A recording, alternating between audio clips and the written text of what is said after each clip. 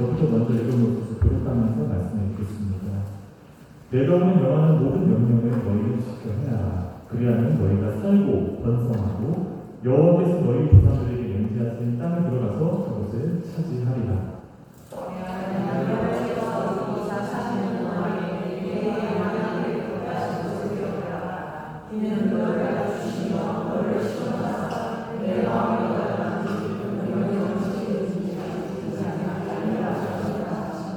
너를 낮추시며 너를 부리게 하시며 또 너도 알지 못하며 내 조상들도 알지 못하던 만나를 내게 먹이신 것은 사람이 떡으로만 사는 것이 아니요 여호와의 입에서 나오는 모든 말씀으로 사는 줄을 내가 알게 하려 하십니다. 이 40년 동안에 내 입을 열어주지 아니하고 내 말을 듣지 아니하였느니라. 너는 사람이 그 아들을 징계함 같이 내 하나님 여호와께서 너를 징계하시는 줄 마음에 생각하고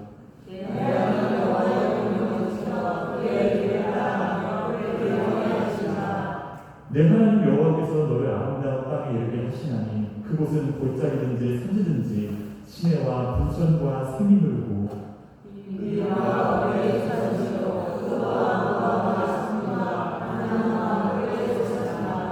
내가 먹을 것에 모자람이 없고 내게 아무 부족함이 없는 땅이며 그 땅의 돌은 철이요 산에서는 동을 캘 것이라.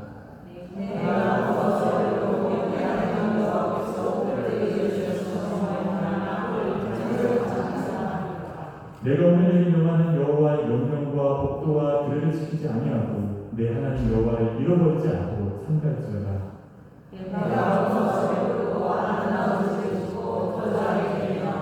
또 내 소와 양이 번성하며 내 은금이 증식되며 내 소유가 다 풍부하게 될 때에 내 마음이 교만하여 내 하나님 여호와를 잊어버리라. 여호와를 너를 인도하여 그 광대하고 위험한 광야고 불뱀과 전갈이 있고 물이 없는 건조한 땅을 지나게 하셨으며 또 너를 위하여 단단한 반석에서 물을 내셨으며 내 조상들과 알지 못하던 만나를 광야에서 내게 먹이시나니 이는 다 너를 알려주시며 너를 기억하사 마침내 내게 보이기로 하셨느니라. 그러나 내가 마음에 이르기를 내 능력과 내 손의 힘으로 내가 이 재물을 얻었다 말할 것이라. 함께 읽겠습니다. 내 하나님 여호와를 기억하라. 그가 내게 재물을 능력을 주셨습니다. 이같이 하시는 내 조상에게 맹세하신 언약을 오늘과 같이 이루어하시니라. 아멘. 성경 말씀은 그것을 가까이 하는 우리에게 힘과 용기를 줍니다. 말씀 앞에 서는 것은 곧 변하지 않는 하나님을 바라보는 것이기에 주어지는 은혜인 것이죠. 시편 73편 28절 말씀은 제가 종종 마음으로 묵상하는 말씀입니다. 한번 띄워주시면 함께 읽어볼까요? 하나님께 가까이 하니 내게 복이라. 내가 주 여호와를 나의 피난처로 삼아 주의 모든 행사를 감사하리이다. 하나님을 가까이 하고 그를 피난처로 삼을 때 우리는 우리 삶 가운데서 하나님의 일하심을 발견하게 됩니다. 하나님께서는 우리가 주님께서 우리에게 하시는 그 선한 일 그리고 우리를 통해 펼쳐나가는 그 일들을 전파하기를 원하십니다. 자연스러운 전도거리 혹은 간증거리가 우리에게 허락되기를 원하시는 것이죠. 그것은 때로는 우리가 고민해온 어떤 문제가 해결되거나 우리 삶의 자리나 위치가 변화되고 혹은 하나님만이 하실 수 있는 일이 우리에게 주어지는 모습으로도 나타납니다. 우리는 그것을 하나님의 은혜, 하나님의 축복이라고 부릅니다. 하나님의 축복, 때로는 우리는 그 어느 것 중 하나만 우리에게 주어진다면 모든 우리 삶이 괜찮아질 것처럼 이렇게 희망해 보기도 합니다. 형편이 조금만 나아지면 마음의 여유가 좀 생길 것 같고 막혀있는 문 하나만 열리면 정말 편한 마음으로 예배의 자리로 나올 수 있을 것이라 생각해 봅니다. 그래서 우리는 때때로 간절히 기도하죠. 주님, 제발 이 문제만 해결해 주십시오. 주님, 저희 삶에도 넉넉한 때를 허락해 주십시오. 이런 기도가 잘못된 것은 아닙니다. 하나님께서는 무엇보다도 우리의 필요를 아십니다. 건강을 바라고 가족의 평안을 구하고 땀 흘려 수고하는데 열매가 있기를 원하는 것은 자연스러운 일입니다. 그러나 우리는 복을 달라고 기도하면서도 그 복을 감당할 수 있는 마음을 달라고까지는 쉽게 기도하지 않습니다. 그저 복이 오면 좋은 일이 생기면 그 그때는 지금보다 조금 더 행복해하며 감사할 수 있을 것이라고 생각해 봅니다. 형국이 조금 더 나아지면 더 충성할 수 있을 것이라고도 떠올려보는 것이죠. 가진 것이 많아지면 더 많이 나눌 수 있게 될 것이라고도 전망해 봅니다. 그런데 정말 그럴까요? 지금보다 더 많은 것이 내 손에 주어졌을 때에도 나는 거야 지금과 같은 마음으로 하나님을 찾을 수 있을까요? 하나님만 하실 수 있는 일이 나의 삶에 일어나서 기대하지도 않게 사람들이 나를 인정하고 높여줄 때에도 오늘 하루 이번 한 주를 버틸 수 있는 하나님의 사랑과 은혜만을 바라는 지금 같은 그 간절하고 겸손한 마음일 수 있을까요? 내 기도가 이루어진 뒤 그 응답을 그 소중한 간증을 하나님의 뜻을 위해 사용할 수 있을까요? 고난만 사람을 무너뜨리는 것이 아니라 때로는 풍요로운 사람을 무너뜨리기도 하면 오게 됩니다. 광야에서는 하나님 없이 살 수 있다는 것을 쉽게 인정하게 됩니다. 하지만 약속의 땅에서는 어떻게 될까요? 젖과 꿀이 흐르는 가나안에 이르러서는 이제는 하나님 인도하심 없이도 나는 잘 살 수 있어.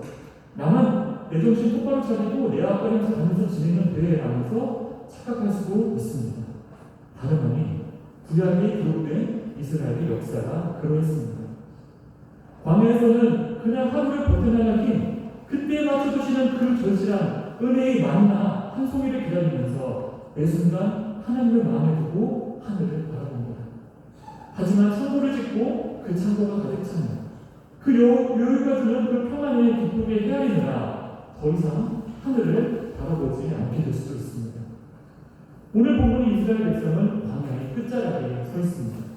그들의 등 뒤에는 40년 동안의 그 메마른 길 위를 걸어갔던 세월들이 있었고 그들의 앞에는 하나님께서 약속하신 좋은 땅이라는 미래가 놓여 있습니다. 물이 흐르고 곡식과 포도나무가 자라고 부족함 없이 먹고 쉴 수 있는 땅인 것입니다. 이제 모든 고생이 끝났고 그들에게는 축하의 시간만 남은 것처럼 보입니다. 그런데 하나님께서는 가나안을 앞에 둔 백성들에게 축하보다 먼저 경고를 하십니다. 8장 11절이죠. 띄워주시면 함께 읽으면 좋겠습니다. 내가 오늘 내게 명하는 여호와의 명령과 법도와 규례를 지켜 행하라. 그리하면 너희가 살고 번성하고 여호와께서 너희 조상들에게 맹세하신 땅에 들어가서 그것을 차지하리라. 근데 하나님께서 지금 경고의 말씀을 주시는 것을 우리가 볼 수 있게 되어 있습니다. 내가 오늘 명하는 여호와의 명령과 법도를 지키지 아니하고 내 하나님 여호와를 잊어버리지 않고 삼갈 것을 오늘 본문에서 말씀하고 있는 것입니다. 하나님은 잘 알고 계셨습니다. 긴 배고픔은 그러니까 우리 한계나 절박함 같은 것은 우리 믿음을 시험하지만 어떤 보장된 배부름이나 우리 여유나 풍요와 우리 믿음을 똑같이 시험한다는 것을 말이죠. 아무것도 없을 때 그제서야 드러나는 마음이고 모든 것이 갖춰졌을 때 비로소 드러나는 마음이 있는 것입니다. 그래서 하나님께서는 이스라엘 민족을 곧바로 가나안으로 데려가지 않으셨습니다. 가나안이 복의 무대로 준비되지 않았어가 아니었죠.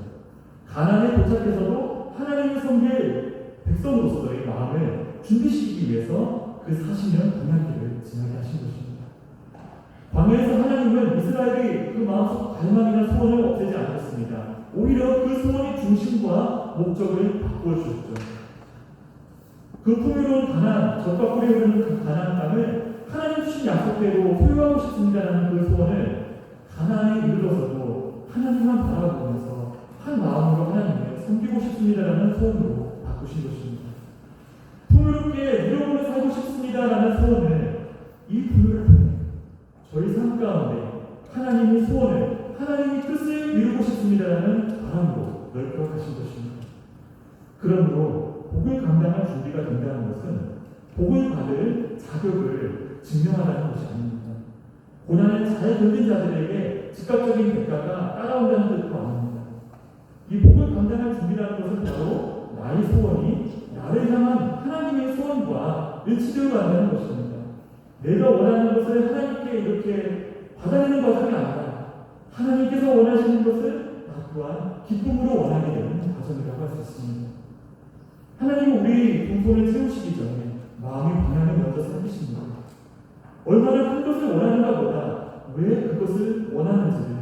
하시는 것이죠. 그리고 그것이 주어졌을 때 어디로 흘러보낼 것인가를 물어보십니다. 신명기 8장 2절이 이렇게 말씀하고 있습니다. 내 하나님 여호와께서 이 40년 동안에 내게 광야길을 걷게 하신 것을 기억하라. 이는 너를 낮추시며 너를 시험하사 내 마음이 어떠한지 그 명령을 지키는지 지키지 않는지 알게 하려 하십니다. 하나님께서는 이스라엘에게 광야를 그 먹먹한 시절을 잊으라고 말씀하신 것이 아닙니다. 오히려 기억하라고 말씀하셨습니다. 광야는 그 누구나 다시 돌아가고 싶지 않은 곳입니다. 배고팠던 곳입니다. 목이 말랐던 곳입니다. 도무지 어디로 발걸음을 떼야 될지 알 수 없었던 곳입니다. 그런데 하나님께서는 그 시간을 기억하라고 말씀하십니다. 광야에서만 깨달을 수 있었던 것이 있었기 때문입니다. 다른 누구의 마음이 아니라 바로 이스라엘 자신의 마음이었던 것이죠. 하나님께서 그들을 시험하셨던 것은 그들이 그 마음을 몰라서가 아닙니다. 하나님께서는 이미 알고 계셨습니다. 하지만 이스라엘은 자신의 마음을 알지 못했습니다.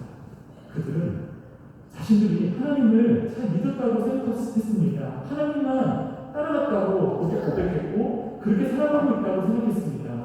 그 홍해가 갈라지는 그 기적은 우리가 하나님을 따르기 때문에 체험했다고 그렇게 고백했을 것입니다. 애국에서 구원해서만 주시면 그 채찍질과 그 노예 생활에서 구원만 해주신다면 앞으로 무엇이든지 전심으로 순종하겠습니다라고 그들도 얼마나 많이 고백했겠습니까? 하지만 잠시 먹을 것이 부족해지자 마음속에 감춰져 있었던 것이 드러나게 되었습니다. 이스라엘 백성은 애국의 고기가 말을 그리워했습니다. 비록 종살이했던 땅이었지만 배부르게 먹어놓으라고 말했던 것입니다. 자유보다도 익숙한 양식을 더 원했던 것이죠. 심지어 그것은 왜곡된 기억이었습니다. 그들이 종살이하면서 겨우겨우 받아먹은 그 정말 지푸라기 같은 그 식량을 왜곡하고 풍성한 거라 이렇게 막 묘한 그런 생각이었던 것입니다. 그들은 하나님을 원한다고 생각했지만 사실은 자신들이 원하는데 그들이 원하는 그 방식으로 일하는 것을 그들이 원하는 것을 주시는 그런 하나님을 원하고 있었던 것입니다. 광야는 우리 입술이 아니라 우리 동기, 우리 마음을 드러내는 장소입니다. 모든 일이 잘 되고 잘 풀릴 때는 누구나 감사할 수 있습니다. 기도한 대로 뭔가 슬슬 즉각적으로 잘 이루어질 때는 누구나 나는 하나님을 신뢰한다라고 고백할 수 있습니다. 하지만 기도가 잠시 혹은 느끼기에 따라서는 오랫동안 응답이 되지 않고 있을 때 우리의 믿음이 과연 무엇 위에 서 있었는지가 드러나게 됩니다. 계획했던 일이 막히는 것 같고 기다렸던 문이 열리지 않고 아무리 기도해도 상황이 뭔가 달라지지 않는 것처럼 느껴질 때 마음속에 숨겨두었던 질문이 올라오게 되기 때문이죠. 하나님은 정말 나를 사랑하십니다. 하나님 나를 여기에 보내신 것이 맞는가? 왜 다른 사람들에게는 저거 엄청난 것들을 허락하시는데 나에게는 주지 않으십니까? 이렇게까지 매일 간절한 마음으로 기도하며 살아가는데 왜 모든 것은 그대로일까? 그때 우리는 비로소 돌아보게 됩니다. 하나님을 믿는다고 말했지만 어쩌면 응답이 가져올 것이라 예상되는 그런 달콤한 말을 믿고 있었는지도 모릅니다. 나중에 나는 하나님을 사랑한다고 생각해왔지만 어쩌면 하나님께서 이루어주실 그 바람직한 결과를 더 기대하고 사랑했는지도 모릅니다. 3절을 보면 오늘 말씀 3절을 보면 하나님께서는 이스라엘을 줄이게 하셨다가 만나를 먹였다고 말했습니다.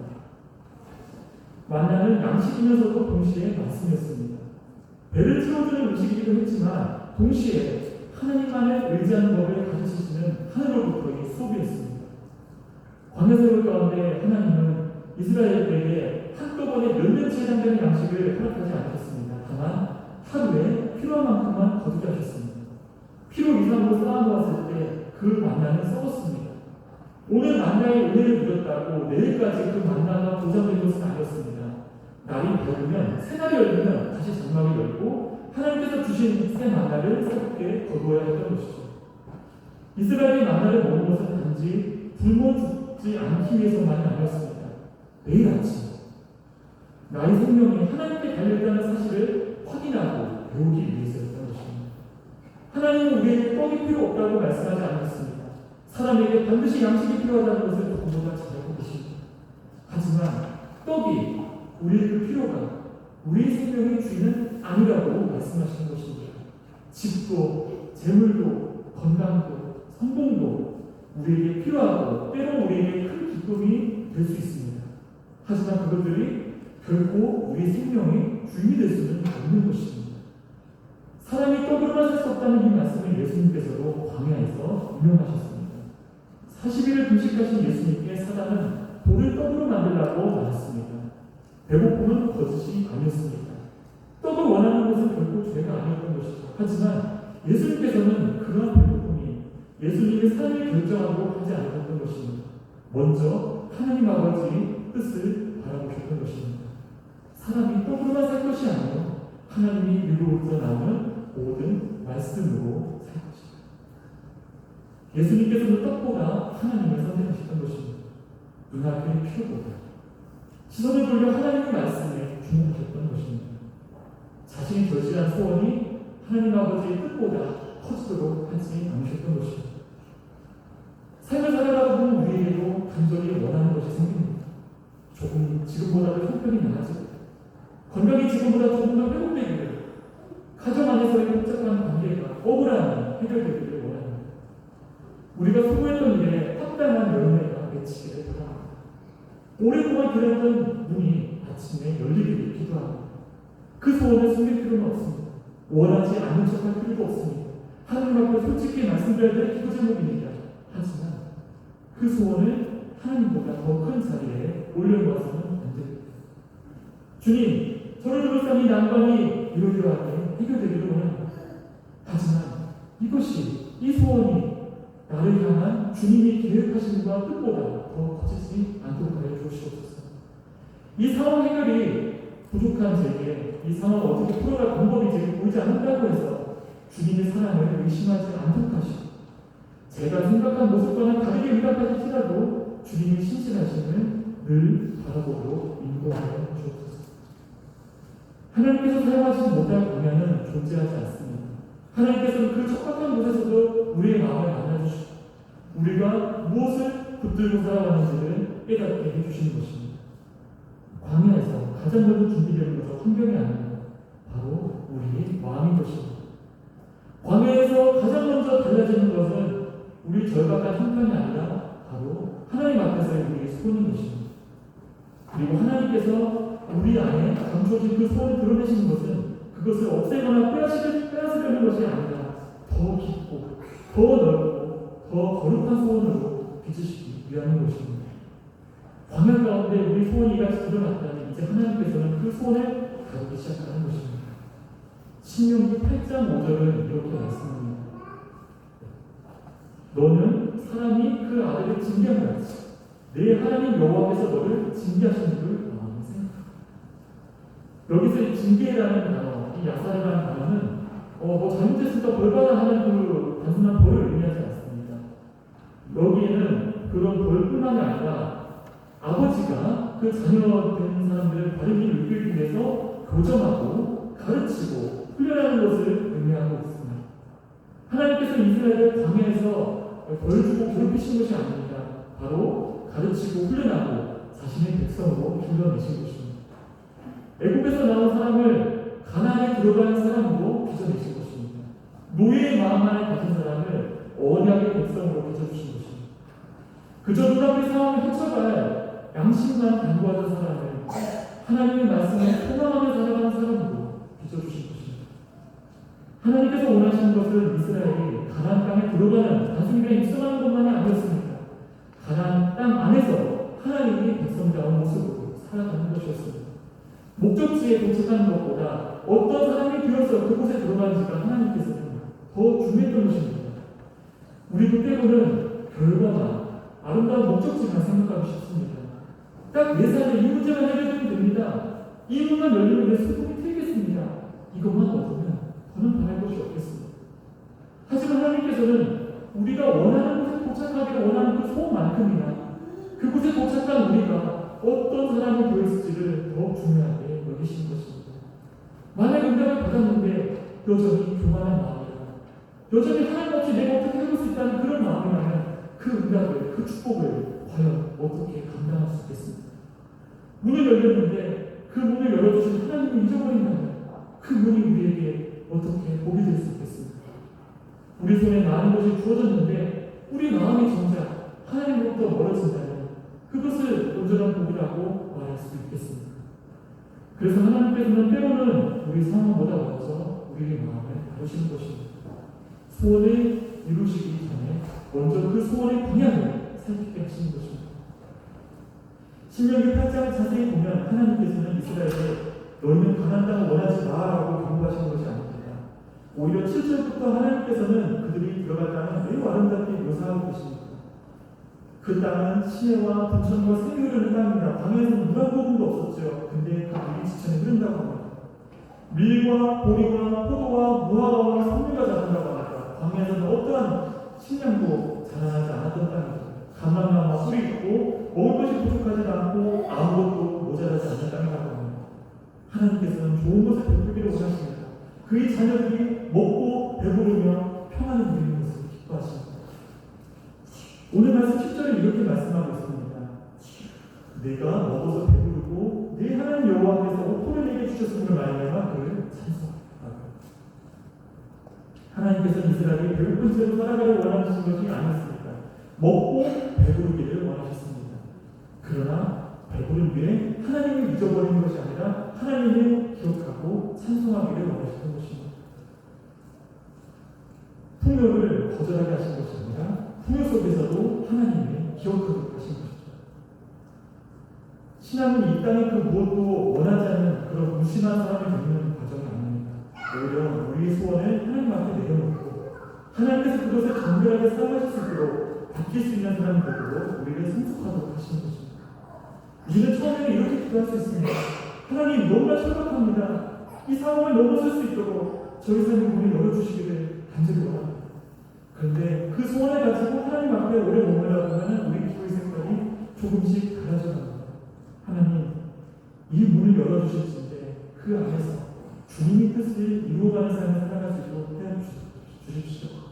그러나 지금 당장 열리지 않는 것이 주님 보시기에 더 선하실진데 그것을 감사함으로 여유있게 받아들일 수 있는 믿음 또한 허락해 주십시오.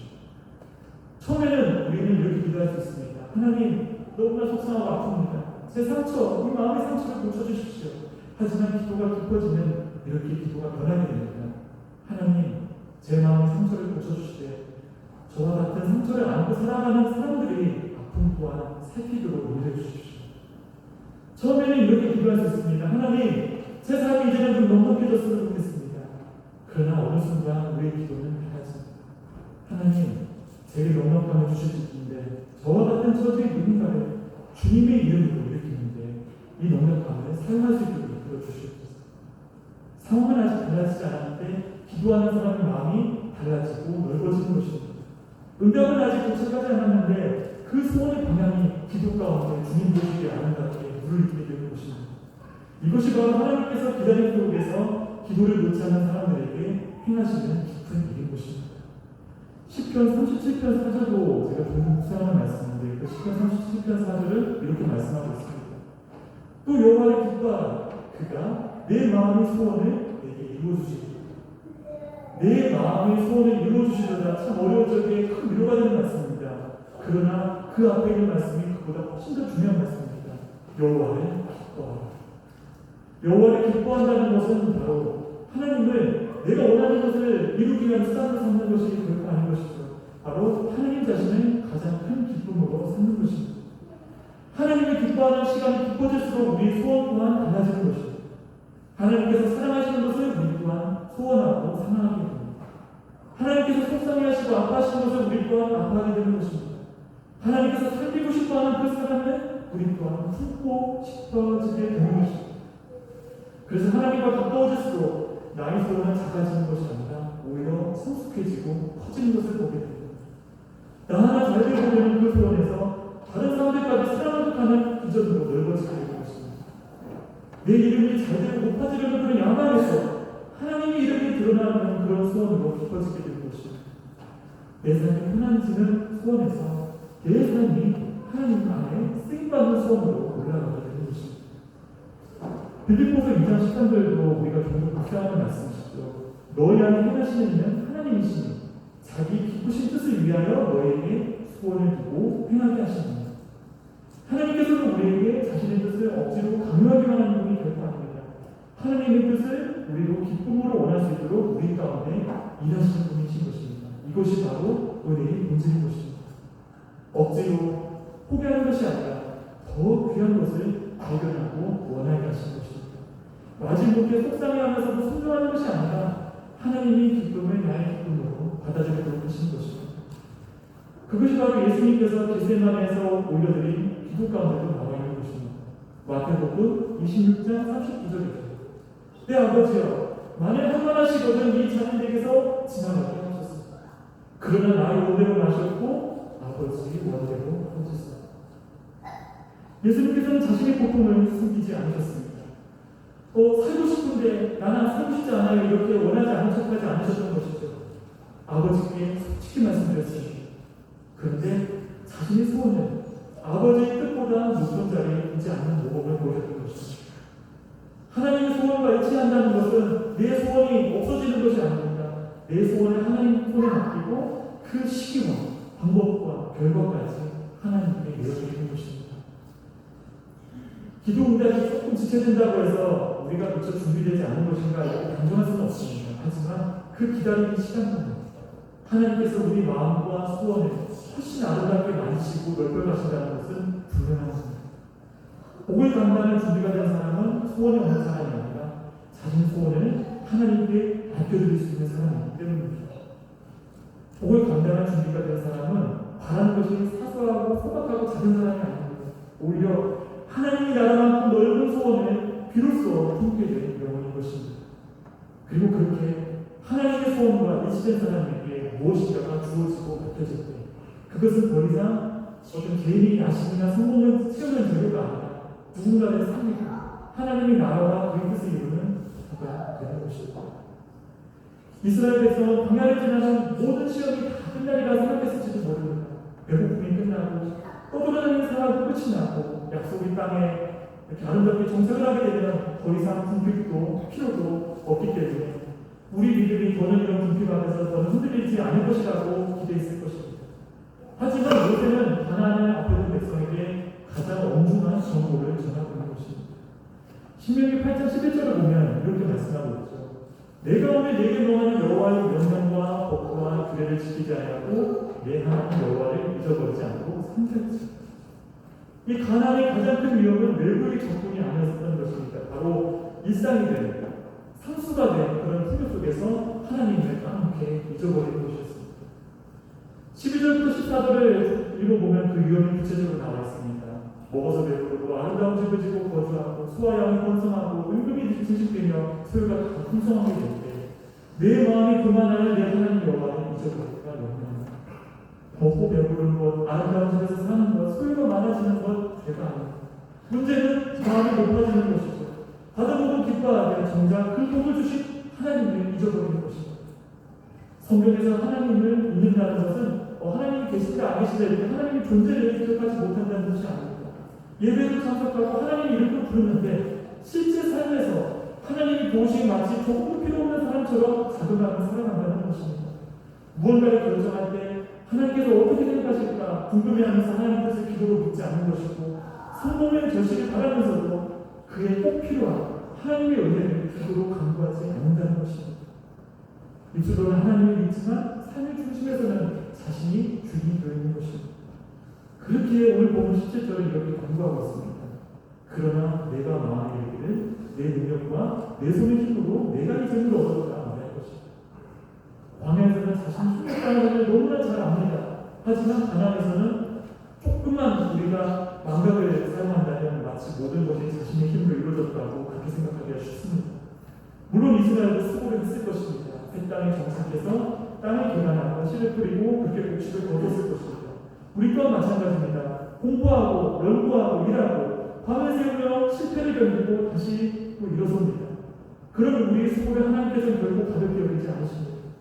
하지만 우리가 그렇게 수고를 할 수 있는 건강이나 지혜나 혹은 삶의 시간들, 기회들, 만남, 다시 일어설 수 있는 그런 생명의 힘, 그리고 기도하고자 하는 마음, 이 모든 것은 과연 어디로부터 나온 것일까요? 18절에 이렇게 말씀합니다. 내 하나님 여호와를 기억하라. 그가 내게 재물 얻을 능력을 주셨습니다. 하나님께서는 이스라엘 수고를 잊어버리지 않으셨습니다. 다만 그 수고의 뿌리까지 기억하라고 말씀하신 것입니다. 내게 일할 기회, 힘, 걸어갈 수 있도록 길을 열어주신 분이 바로 하나님의 신이라는 것입니다. 내가 병치를 뿌렸지만 그것을 자라나게 하신 분은 하나님이시라는 것입니다. 하나님께서는 이와 같이 우리가 주님을 잊어버리지 않고 오직 주님이 인정하면서 우리의 소원을 주님 안에서 성숙시키시기를 원하십니다. 복에서 감당할 준비가 된 사람은 결코 완전한 사람이 아닙니다. 이와 같이 자신의 소원을 하나님께 내어드리는 사람인 것입니다. 광야 시간에서는 주님의 선하심과 인도하시는 신뢰하고 약속의 땅 가나안에 이르러서는 모든 것이 주님으로부터 말미암았습니다. 전심으로 감사하며 주님의 뜻, 주님의 소원 앞에 그 자신의 기꺼이 내어놓을 수 있도록 준비되어 있는 사람인 것입니다. 그래서 오늘 우리는 이같이 기도할 수 있겠습니다. 주님, 제 소원을 주님의 소원과 일치시켜 주시옵소서.